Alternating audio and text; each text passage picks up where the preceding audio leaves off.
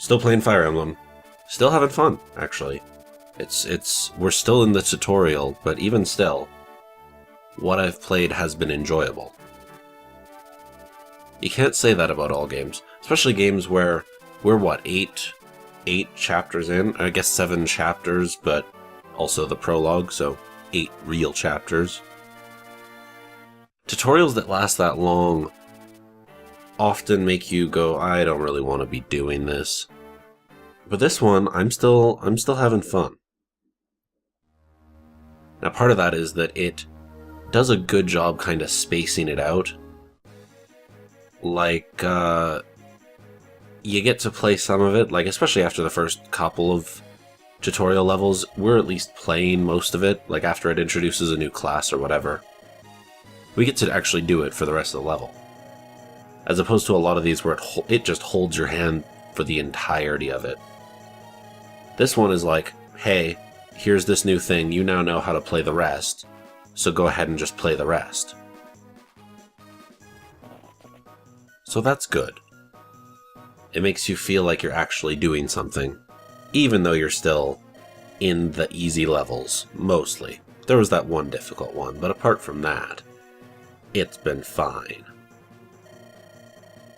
Also, you saw a blonde-haired person briefly there, and soon is going to introduce themselves to us. Not a girl. Turns out. The artwork looks like a girl, but turns out that character is not a girl. So don't go assuming that.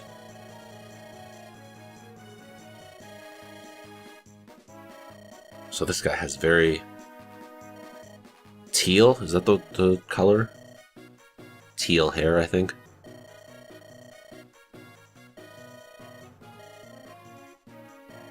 We gotta go help people. We're mercenaries. We have to go save Lynn's grandfather. I'm worried about my grandfather, but no. We cannot let children be taken. This is now the plot of Taken 4. Where it's not Liam Neeson's wife, it's not Liam Neeson's child, it's somebody else's child. I wonder if they're going to make a Taken 4. I would assume not, because I've not met a single person that liked Taken 3. And if I remember correctly, it made less money than the other two. That could be wrong, but I'm pretty sure, like 80% sure, that it was much less successful. Liam Neeson's kind of lost a little bit of his luster lately anyway. He's made some, let's call them controversial comments. Like the one where he mentioned during press for a movie that he, in his younger days, sought out a black person to beat on the streets in Ireland, I'm sure. That's not something you admit to, man. Now, he tried to justify it.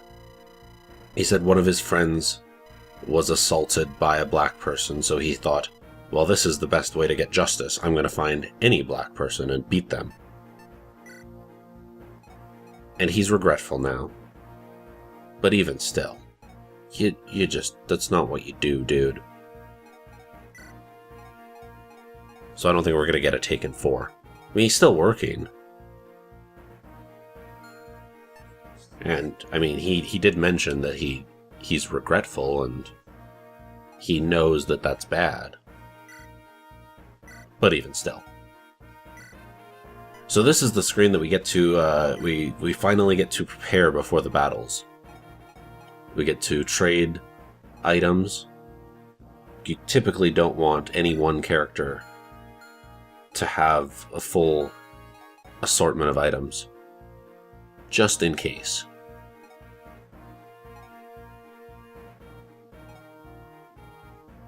Sometimes you'll slay an enemy the enemy will drop something, and you either have to then not pick up that thing,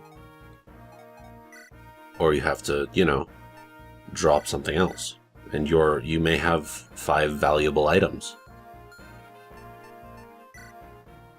We also get to check the map before, and even change where our characters are situated on it. Somewhat. There's like there are slots. You can't just put them willy-nilly. But like, you could have some dudes up front, some dudes behind. Oh, we're facing a shaman. We'll have to be careful. Will we, though? Will we? This is the light magic user, not the mage. But like the person who is good against dark magic. Lucius. Looks a lot like a girl. Like a lot.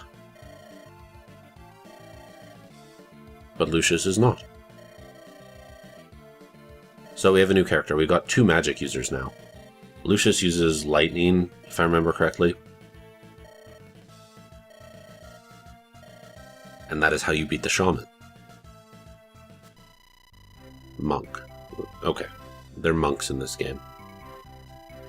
We've got an archer to deal with up top.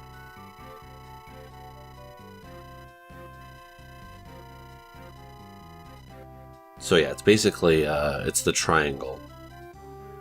The same type of thing, but with magic.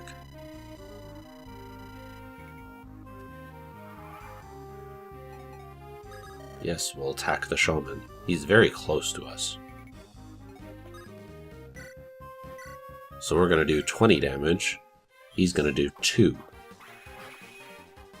Assuming we don't crit. If we crit, then we'll kill him. We didn't crit. That's fine, though. Because now, regardless of what happens, we will kill. Also, yes, we have this guy. He is a bard. And bards essentially give a unit who has moved an extra turn.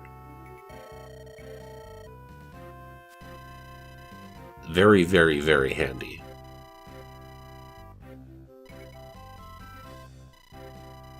Like, you've got an overpowered class and you want to move them double, give them 2 attacks, you get to do that.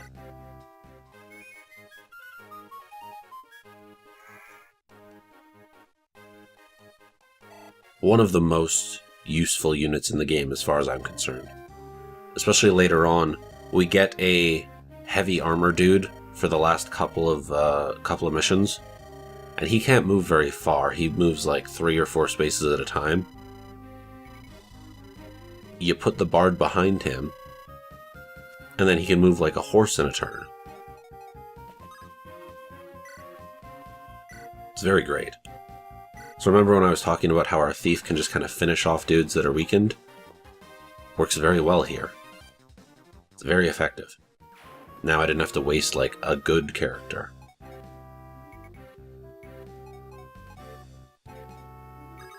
I don't really want my Pegasus Knight up front, when there's an archer nearby.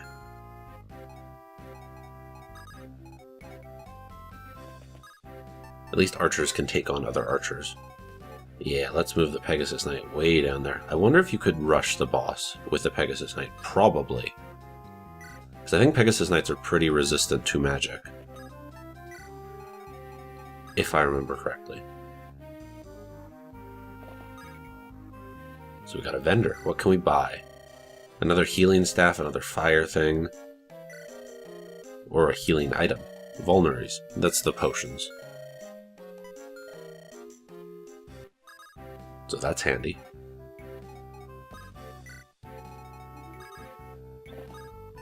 Let's see if we can get anything by visiting the village. It seems typically that like one of the village... One of them will give you an item, the others are just useful information.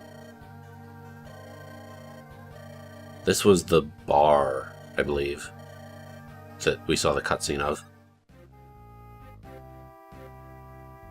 Yeah, I haven't mentioned it yet, but horses can move twice in a turn if you haven't used all of your movements after waiting somewhere. As long as you don't attack, I think is the one restriction on it. So she's giving us helpful information, or he, I guess. I just associate long hair with women. Especially when all the anime faces look the same. That's on me, I suppose. Anyway, there's a tree that we could, in theory, cut down.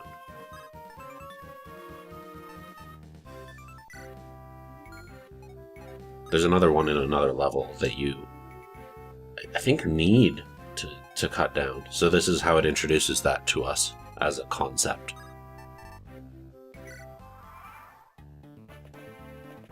It's a big map compared to most of the maps we've faced so far. So, uh-oh. Oh, you missed. It's fine. 50-50 shot essentially there. And we got it. So that's very good for me.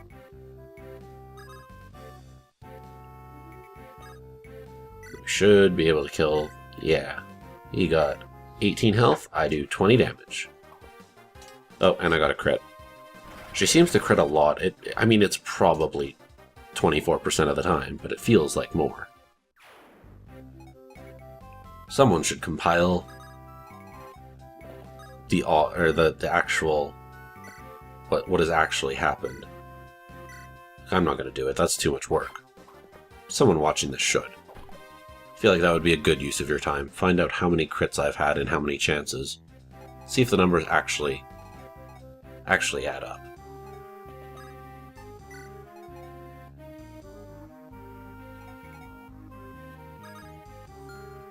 I feel like we almost have too many units here. We have, what, 10? I believe? We don't really need that many. Like, what does the thief do here? Nothing, really. I mean, we got that one slice, but we had enough characters. It didn't really matter. Just finding people for Nils to play to. Niles? Nils? Regardless. Because the only way he can level up is by playing for people.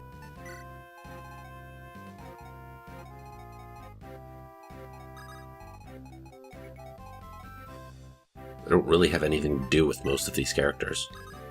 I don't really have much to say either. This is why I was talking about how doing a live commentary for this type of game would probably be the most effective. Especially if I don't have anything in particular to talk about.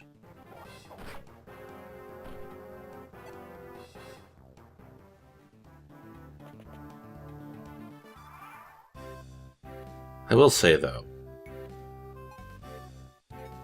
by the time you're watching this, it's what? May, probably. I hope you're enjoying baseball. Because I am enjoying baseball. It was opening day just the other day for me, recording this. And that made me very, very happy. For those who do not know, I am a Toronto Blue Jays fan. And this is not going to be a good year for them. I wager. With that said, I'm excited for the baseball anyway. Because I am not a fickle fan, like many people. I think there is a time and place for tanking in sports. Rebuilding, tanking, it's one and the same at this point. Teams don't rebuild without tanking mostly. And the Jays shot their shot a few years ago. They got far. They didn't win it, but they got far. And now we're kind of paying the price. We've got a bad team. I say we, but it's not we. I have no influence on it. They have a bad team. It's going to be a rough year, but I'm excited anyway because I like the sport. I don't understand the people who are like, I like my team and that's all I'll watch. It just doesn't make a whole lot of sense to me. Why would you not like the sport overall, you know? Like, I'll watch any baseball game. It's just entertaining to me. Same with football. Now, anyway. I didn't used to like football. But thanks to fantasy, now I do. And I don't even have to have a rooting interest anymore to enjoy the game. The fantasy got me into, like, caring about what happens, understanding what happens, being interested in what happens. So now I just am. Now I'll watch football if it's on. But there are people out there who will only watch their team. I don't quite get it. I mean, you do you, people, but for me at least, I need to be a fan of the sport, not a team. While we're on this subject, and I've lost most of my audience, basketball is trash.